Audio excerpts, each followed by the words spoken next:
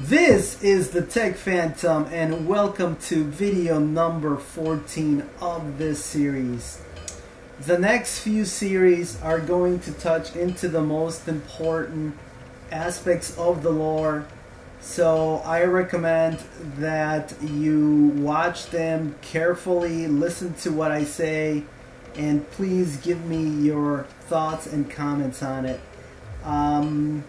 Like I told you earlier, guys, when I first started this walkthrough, and apparently this is the only entire walkthrough in YouTube that talks about the lore. So if you're interested in lore, this is where you're going to get it, because we are going to spend possibly about 20 hours in total talking about the lore of Dark Souls. But to get back to what I said at the very beginning of the series, I talked about some of the research that I did and wanting to lay out some different theories from what I have read on the community blogs, what's on the Wikipedia, and what's out there on some of the most popular walkthroughs and some of the most popular explanations of the lore. And I didn't want to do that just to be different, but I really felt that I was looking at things a little bit differently, and maybe it's just based on how I was telling myself the story, because that's one of the beauties of Dark Souls, is that you essentially tell yourself the story and you create the story as you go along. But I really felt that I had a very different interpretation and a different take from some of the theories and some of the even accepted lore for Dark Souls. Now, there are some things where it's pretty obvious and there's really no controversy, but there are some other things that I've thrown out that might be controversial or might be a little bit sort of obscure and maybe on the margins. But I honestly, everything that I'm discussing here is how I feel about the game and the lore. So I'm really looking forward to your comments, guys. Alright, so that was a very long intro, and I apologize for that, but I felt I needed to lay that out. And we are finally ascending to Anor Londo, and we see this amazing cutscene. And Dark Souls is a beautiful game, but let me tell you, they did an amazing job with this cutscene. And we see a city in the clouds. We also see another castle up even higher on a cliff, and we see this amazing and beautiful vista where there is a brilliant shining sun, and there's a beautiful gothic, it looks like a castle or it could be a cathedral, but it's gigantic. So the scope of the city is just huge, and there we see that castle or that keep that I am sure the game will allow us to progress to. And we start getting a look of the layout of the game, and apparently we have to traverse some platforms, and eventually we will make it through to that castle. But this is just a really amazing sight, and we're also seeing some new enemies, and these are sentinels. There's actually two types of enemies in Anor Londo. These are the sentinels, and there are some bigger enemies that we will meet later on. They're actually called royal sentinels, which are even tougher than the normal sentinels. They take more hits to dispatch, they have more HP, but they also dish out more damage, and they will give you more souls as well. Alright, so it appears like the sentinels were guarding some demon titanite. And here we also see a statue of a giant protector or a giant deity of Anor Londo, and he has a very, very cool golden spear. And that sight might come to haunt us in the future, but that's actually a neat little thing there, that there's a statue of that golden knight on one side of that cathedral. And now if we go to the other side, we are getting closer to, again, 2 more sentinels that appear to be guarding some treasure, and we could see a statue in the back. But first, let me take care of this 3rd sentinel, which is outside, and he is blocking the way to a path up to that keep up on the cliff. And we won't be able to go there right now, but we will come back to that area. Alright, so we are back inside of the cathedral, and just the level design is just amazing. It's very gothic.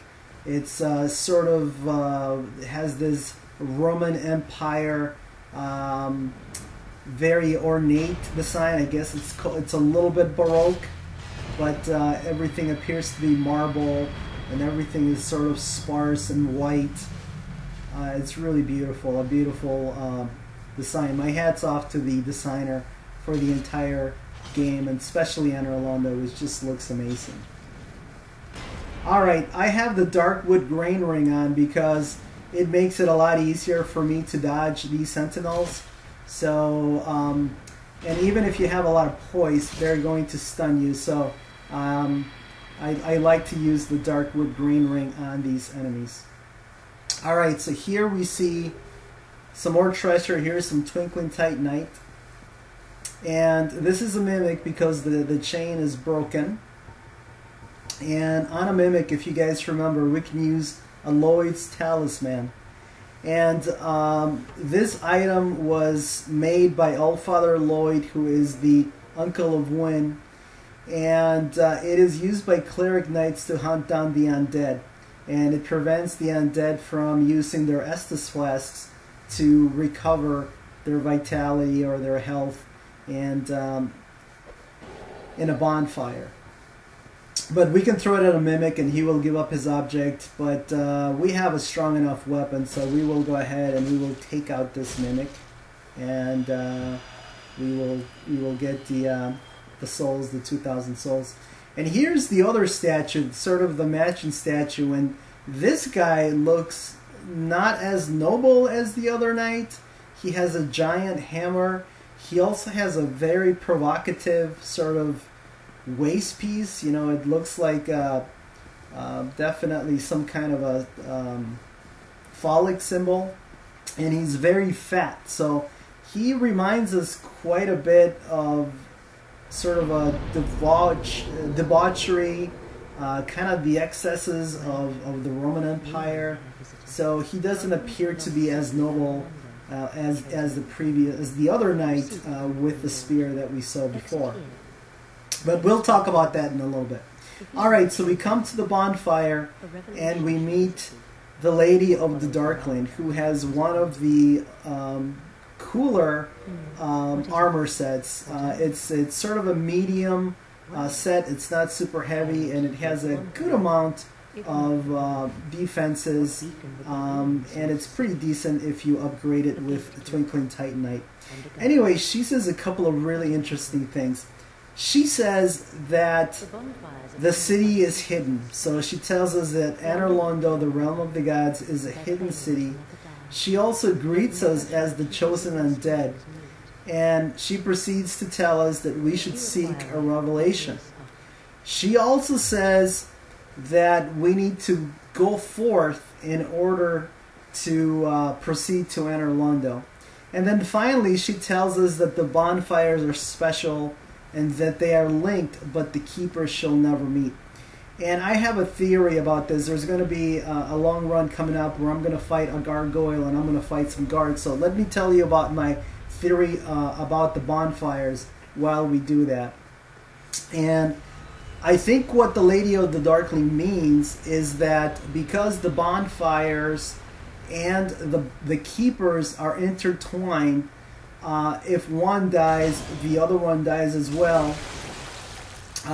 When she says that the keeper shall never meet, that is because if the keeper leaves, the bonfire will not be tended and the bonfire will go off. And obviously, if the keeper dies, the bonfire is extinguished as well. And obviously, if the keeper dies, the keeper is not going to meet another keeper. But she says the keepers shall never meet. So that means that it is forbidden. It is actually a great sin for the keepers to leave their bonfires unattended and to seek other firekeepers. But there's nothing preventing them from doing so. So I think that the firekeepers are the most devout of the devout. They are very, very heavy worshippers. They're very devout to the Church of the White and to Lord Gwyn. And they consider leaving the bonfire just a gigantic sin, so they would never even think about it. And because of their devoutness, they would never consider leaving the bonfire, and that is why they will never meet, because they can't even fathom leaving their task, leaving the bonfire to go seek another firekeeper. And I think it's because they're so devout that they have taken up this task, and either as a penance for something they did to cleanse their sin, or as an offering of faith, of their faith. So anyway, that's my theory on the firekeepers. Alright, so here we see a statue of someone that looks very bountiful and very fertile. And we also saw a chest, and this is a little bit of obscure or secret loot here. And I take a very dumb death, so I will be back in a jiffy, guys.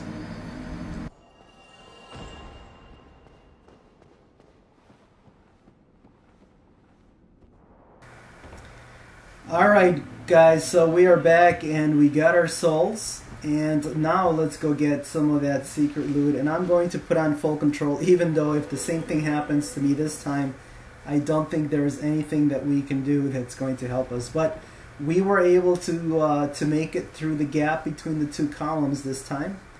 And we see a painting guardian with a short sword that attacked us. That was a little bit of an ambush. And here's a little bit of obscure or secret loot. And that turns out to be a divine blessing. And a divine blessing is a vial of holy water from the daughter of Gwyn, Gwynevere, who, according to the description of the divine blessing, was the goddess of sunlight and a symbol of bounty and fertility. So that is confirmation that that statue right there was indeed the statue of Gwynevere, because she definitely looks quite fertile and bountiful. I'm sure you guys agree with me on that. Alright, so we've made it out and we come to a lever. And this is a little bit of a puzzle, but there's actually 3 positions for this lever. You can raise it or you can lower it, and it will let you access the highest point of the cathedral. But I've lowered it once. You could lower it one more time, and we will do that in a little bit. And that is going to allow us to reach another area, which is actually pretty important in the game. But before we do that, we are going to take out this second gargoyle. Alright, so when we lower the platform or the spiral staircase the first time, that gives us access to the bottom of that cathedral. If you remember, we were up in the rafters, and now we have made it to the lower level, and you can barely see the statue of Gwynevere. But opposite the statue of Gwynevere, the cathedral is dominated by a gigantic painting. And we see that the painting is guarded, or this entire area is guarded by these enemies. They're kind of small, but they're very nimble and fast. And they're called the Painting Guardians. So they're guarding the paintings. and they have a very short sword, but it's a very powerful dex weapon. It lacks a little bit of range, but it can be used to do very high damage per second. They also throw knives, which makes sense since their swords are short, so they need a ranged attack option. And because their dexterity is pretty high, and you'll find out how high it is when you see if they drop the Painting Guardian sword for you. It makes sense that they're very accurate and sort of a pain in the butt with the knives because their dexterity is quite high. And another interesting thing is that the description of the Painting Guardian sword, and I'm not going to get the drop here, this is actually a pretty rare drop. It says that they attack in fluid, fast movements in a dance-like combat motion, which is a little bit ancient. So that's interesting, and we will come back to that later in the game. Alright, we've also picked up a great magic weapon, which was hidden in a chandelier, which we cut down from above. And if you read the description for the great magic weapon, it says that it's only given to sorcerers on a special mission or under special orders from the Vinheim Dragon School. So some sorcerer was trying to pass into the sanctum of Anor Londo, and we have no idea what in the world it was that he was seeking. Alright, I'm falling behind a little bit here, but we just picked up the iron set for Black Iron Tarkus. That's the Black Iron set. And just to talk about Tarkus a little bit, he led many of the Baronique Knights to Lordran, but he was the only one that was able to survive Sen's Fortress. Unfortunately, he perished at the hands of the Painting Guardian, so that's a little bit ironic that he was able to take on the humongous slumbering Iron Golem, but he was overwhelmed by the horde of quick-hitting Painting Guardians, Painting Guards. So, as a matter of fact, you can summon Iron Tarkus during the fight with the Iron Golem, and if you just expectate, if you just sort of sit in the back and just hang out by himself, Black Iron Tarkus will just take out the Iron Golem. He will just go to town on him, and he will usually finish him off. He will kill him without you having to throw a single blow. And he can even do this in NG+. So that is a nice little consistency in the game, in that you can summon Black Iron Tarkus, and he can kill the Iron Golem, and that makes absolutely complete sense because it's obvious that he made it through Sen's Fortress, and he met his death in Anor Londo, you know, by the Cathedral, where we find his set and his shield.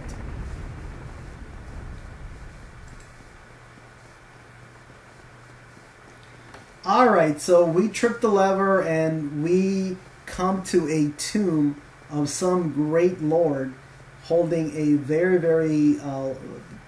great sword. And because we have a special ring, we are able to sort of open the path forward. And we pick up a ring, and that is the Ring of the Sun's Firstborn. It boosts miracles. It tells us that it belonged to the god of war, who was Lord Gwyn's firstborn and who inherited the sunlight. He did something foolish that led to the loss of the annals, some kind of historical document, but his punishment was severe. He actually lost his status as a god, and he was actually forgotten from history. Actually, later on we'll learn that he was, his name and sort of his statues and everything that had to do with the god of war was erased from Anor Londo and from Lordran. So anyway, he left the Ring of the Sun at his father's tomb. So apparently that statue that we saw earlier was Lord Gwyn, and this is the mausoleum, or this is the tomb of Lord Gwyn. And that is confirmed by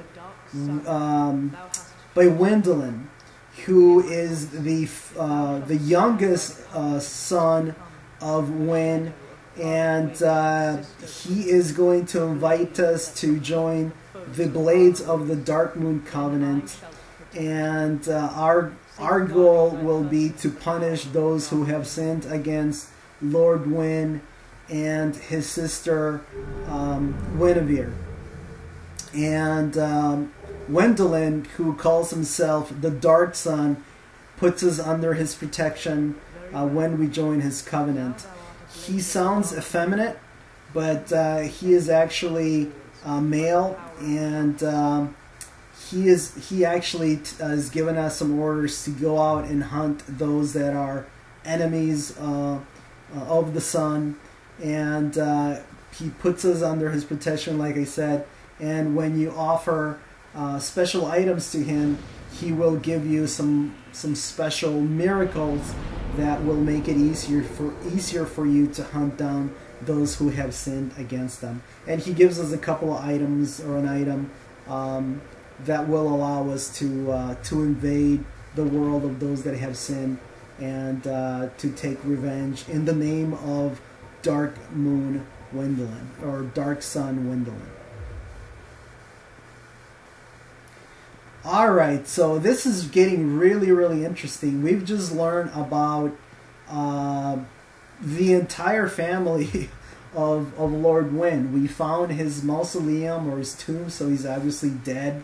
We learned that his youngest born, Dark Son Gwyndolin, sort of resides in a hidden area, protecting his dad's tomb, and that his sister Gwynevere, who is a goddess of fertility and bounty, and who is beloved apparently by many, she resides in Anor Londo.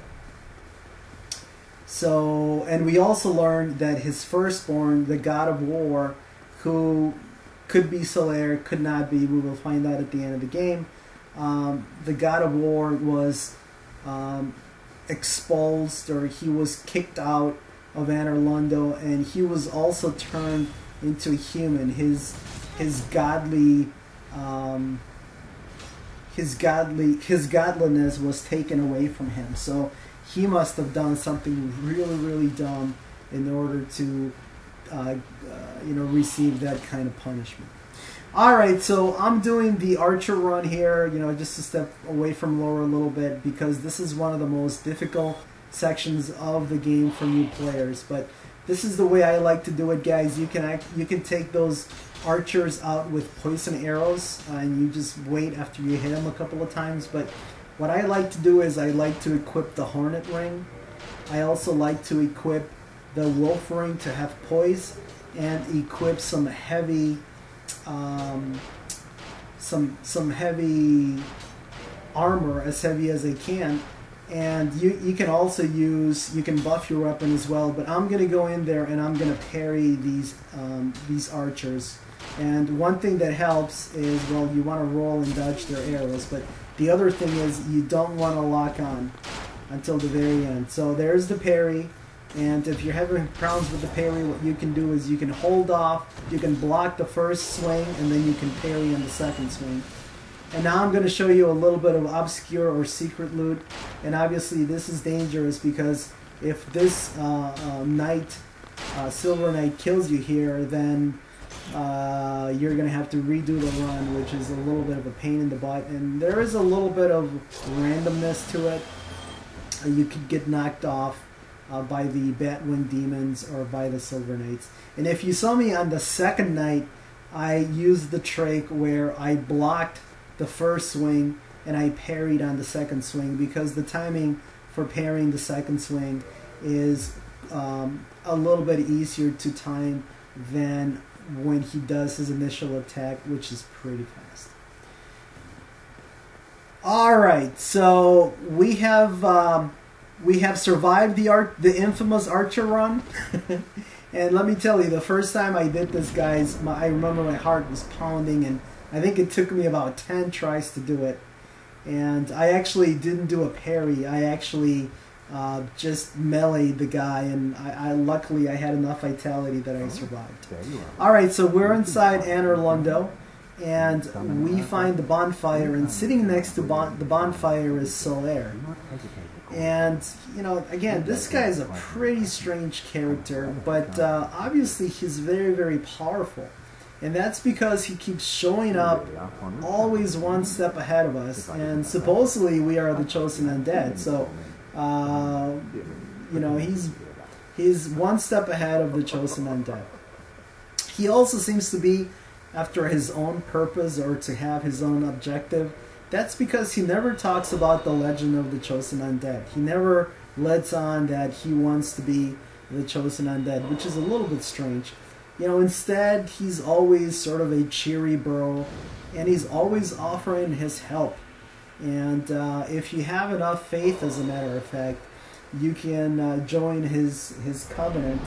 And his covenant is all about helping other players in multiplayer mode, helping them with boss fights. And he'll give you a special gesture, which is the Praise the Sun gesture, and he will give you some high-level miracles to help you on your way. But you need to have very, very high faith. All right, I've equipped the Crimson set, and that is because it has the highest amount of lightning resistance. And we are going to go into a boss fight, and we are going to need the lightning protection. But I'm not going to talk about that right now. I'm going to talk about that in a little bit later, because we need to explore this area a little bit. Now, I like to kindle this bonfire, guys. There are some bonfires that I like to kindle all the way through to 20. This is one of them. You certainly don't need to kindle it all the way up to 20. If if you know what you're doing, if you've had the boss fight before, you can actually get through it with 5 Estus flasks. 10 Estus flasks definitely makes it easier, but with 15 or 20, you can sort of explore the whole area with with impunity, and make sure that you have plenty of Estus flasks should you need it. So, if the game allows us to go up to 20 Estus flasks, so why not, since we have quite a bit of humanity. All right, so here we are exploring a little bit, and we find a hidden area. And this is obviously sort of a basement in Anor Londo. And we are going to find some treasure chests. And inside those treasure chests, we find all of the equipment of Hobble. We find his helm, his armor, his gauntlets, his leggings. We also find his shield, and we also find the dragon tooth, the gigantic club that he uses. And there's a mimic guarding. We know that this is a mimic because the chain is broken. You know, it's not curved. So we put on Great Magic Weapon, which gave us a nice little boost to our attack. And he dropped the Occult Club, which is a little bit strange. What in the world is an Occult Club doing here? And if you read the description for Hobble's equipment, you find out that his equipment has special magic attributes to it. His shield, as a matter of fact, if you do on R2 with his shield, it will encapsulate you or envelop you in this protective sort of gummy residue. So it's actually the shield is imbued with some kind of a magical spell, or a divine spell. Not magical, but the divine, obviously. And also the dragon tooth is a very, very special weapon. Obviously it's made from the tooth of a dragon, and it will never wear. And both his club and his shield are referred to as divine heirlooms that specifically belong to Hobble, whereas he had knights, and all his knights wore the same armor that was cut from rock, but Hobble was the only one that used the great shield that had the special spell or incantation on it, and he was the only one that used the dragon tooth. So why in the world is his equipment hidden here? And it's obviously hidden because we had to go through a fake wall in order to find his equipment. So why is his equipment here? Why did he have to hide it in Anor Londo? I mean, it was obvious that at one point he resided in Anor Londo, because we know from previous descriptions that he was a comrade of Lord Gwyn and helped him fight the dragon. So he was bros. He was friends with Lord Gwyn. So why would he feel the need to hide his stash, his equipment, and his armor in Anor Londo if he was well received by Lord Gwyn? So that's a little bit of a puzzle that we will try to solve as we go through the remaining of the walkthrough. And also, you know, the fact that there's an occult club next to his equipment. You know, what does that mean? What is the significance of that? All right, so we are slowly making our way to the boss fight, and we see the summon sign for Solaire. We also see the black eye orb quivering, and if you guys remember, Anastasia was murdered by Lautrec, and Anastasia, maybe it was Anastasia that left us a way to avenge her. But we found a black-eyed orb next to her armor, and the black-eyed orb will allow us to avenge her, and will allow us to invade Lautrec's world and you know, get some payback. So apparently this is where Lautrec is hidden. You know, he is hidden in Anor Londo somewhere in a secret or a parallel world. And by using the black-eyed orb here, we will be able to invade his world and exact a little bit of payback. Well, we're not going to do that yet.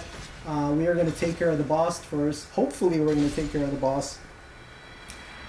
So what I like to do is I like to take out the Royal Sentinels, and yes, those were the stronger version of the Sentinels, the ones that do more damage and that have the higher hit points and that will give you more souls. And since Solaire is such a cool bro, he's a cheery, helpful bro, we have decided to take him up on his offer for some jolly cooperation, and we have summoned him for the upcoming fight. Now you gotta watch him. The reason I walk slowly down the stairs is because every once in a while he will turn around and he will jump off the back of the stairs and he will lose a little bit of his life, which is just really dumb. So I like to stay close to him and walk him slowly down the stairs, and he should follow you, and he shouldn't drop down and lose a little bit of his life. All right, so we go through the fog door and we go into this another cathedral, or another very, very large room. And we find out that those statues with those protectors, those two guys are actually real. There is the skinny guy, and there's the skinny guy with the spear, and there's the fat guy with the giant hammer. And the skinny one is called Ornstein, and the fat one is called Smough. And they are probably the most difficult boss fight in the game without a summon, because you have to fight two of them at the same time. And also the way they kind of help each other, or their game, their play style, their attack style makes the solo fight very, very difficult, because one of them is very, very fast and can attack you from across the room, while the other one is kind of slow and slumbering, but if you don't watch out for him, he can hit you, he can stun you, and then the other one can get you. Now the interesting part about this boss fight is that after one dies, the other one can absorb the remainder of their life power and use it to increase his own power, and he becomes a gigantic or a super version of himself. So and he will also heal himself when he did that. So now we have this gigantic giant Ornstein to deal with, and he's going to have more hit points, and he's going to do a lot more damage. And as you can see, one hit took half of my life, and he also has this projectile attacks. Now you can choose who you wanna beat first, and if you take out Smough first, you will have to beat Super Ornstein, and you will get Super Ornstein's armor, and you will also get his ring. If you take out if you take out Ornstein first, you will have to take out Super Smough at the end, but his armor will be available to you. And you can make both of their weapons with their souls. So in order to get, in order to get their weapons, you'll have to complete this fight twice. Alright, and as you can tell, Solaire really wasn't much help because I was careless there on a roll and I died. So let me come back in a little bit here, guys. Solaire was not a lot of help with the fight. Actually, it wasn't Solaire's fault. It was my fault, and there's no reason for me to have died. I should have been able to take care of Smough and Ornstein with Solaire's help, no problem. But I've decided not to summon Solaire. I'm a little mad at him, even though it was my fault. And I'm going to show you what a solo attempt at Smough and Ornstein looks like. And you guys can watch the fight and look at my tactics. Not my strongest effort. I was a little bit impatient, kind of wanted to get through this. But by about the late part of the fight, I kind of got into a groove and I started playing a little bit better. But what I'm going to do during the boss fight is I'm going to talk a little bit about the lore for both Smough and Ornstein. So let's talk about Smough first. So he is the Royal Executioner, and he was not a knight. Ornstein, however, was one of the 4 knights of Lord Gwyn. As a matter of fact, he is supposed to be the captain of the guard. Apparently, Smough aspired to be one of the knights, but he ruined his chances when it became known that he enjoyed his job so much as an executioner, and you can find this from his great hammer. It became known that he pulverized the bones of his victims, and he added him to his feed. So I don't know if he used the pulverized bones as sugar for his cereal or what, but anyway, he was a cannibal. He had cannibalistic tendencies, and apparently that was not kosher for a knight. So he was not given the honor of being the knight, or he blew his chances to be a knight, to be a captain of the guard, to be a knight. So, and I think it was Gwyn that determined this. I don't think that it was Ornstein that prevented him from being a knight of the guard, because Ornstein and Smough fight together very well, and they appear to be, if not buddies, they appear to have a very, very good professional relationship. So if Ornstein would have prevented Smough from being a knight, I don't think they would have fought together as well. Alright, so another interesting tidbit about Smough. If you guys remember a few videos ago, I talked about the tie, or that there may be a relationship between the butchers, Manhunter, Mildred, or Maneater Mildred, and Smough.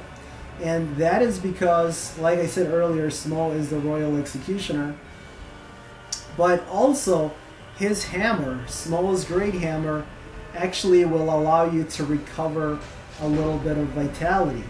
And the butcher knife has the same feature. The butcher knife will allow you to recover a little bit of vitality. So I think this is what's happening, guys. I think the butchers and Maneater Mildred went hollow. and that they were executioners. Maybe they worked for the royal executioner, which was Smough, or they idolized them. I think that the butchers were executioners because they wore a sack to hide their features. So because Smough as an executioner, and the butchers also as executioners, because they killed a lot of undead, for whatever reason, somehow their weapons became enchanted and absorbed some of the soul of their victims. So that is why the hammer of Smough and the butcher knife will help you recover a little bit of life. Again, this is 100% speculation, but it makes sense to me.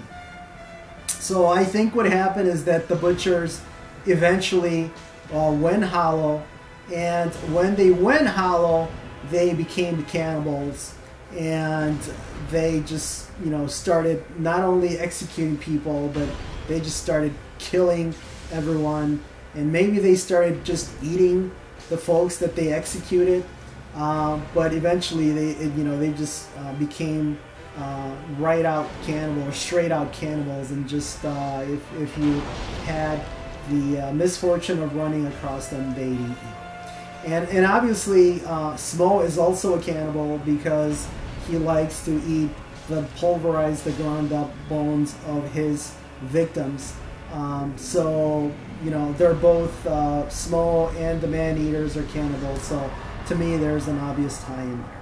All right, so we've finished Ornstein, and I'll talk about Ornstein some other time when we have a chance to get his armor. But the most important thing about Ornstein is that he was the captain of the guard, and that is the leader ring is actually going to tell us that.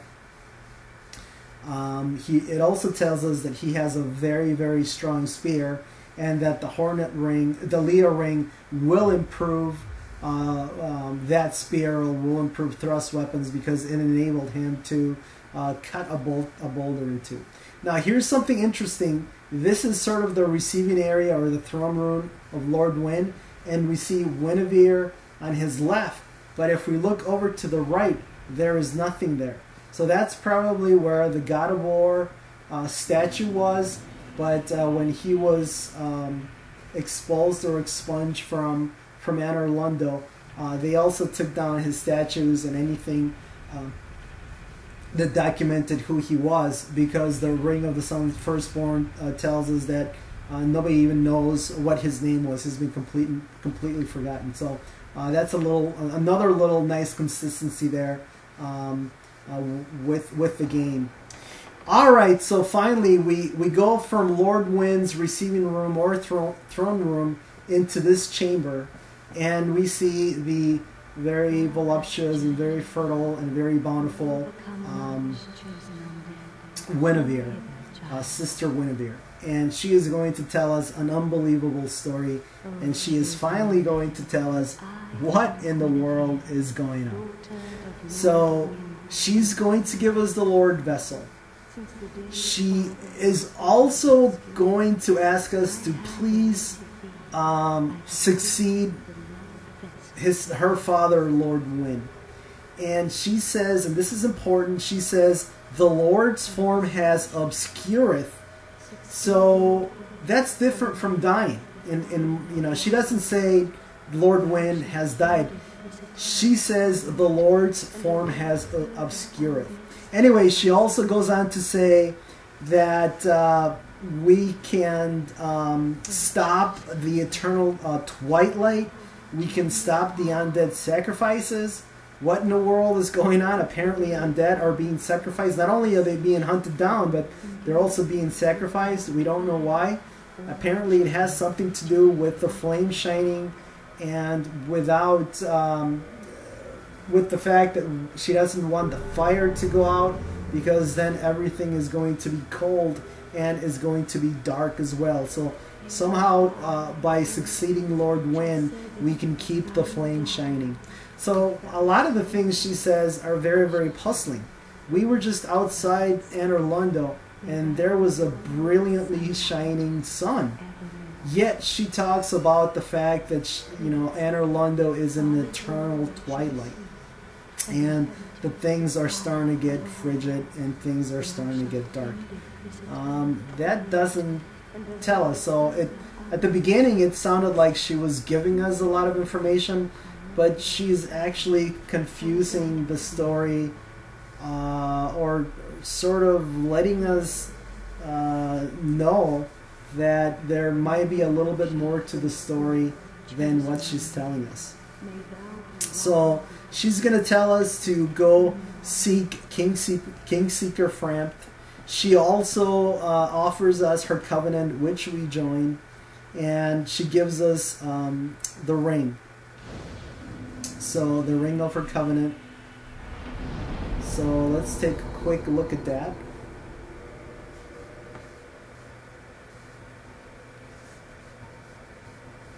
And this ring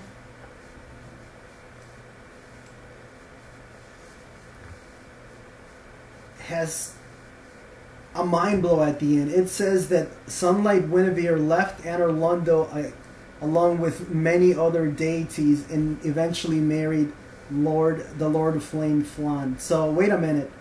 She's not even supposed to be here. What in the world is going on? You will find out in the next episode. This is the Tech Phantom signing off.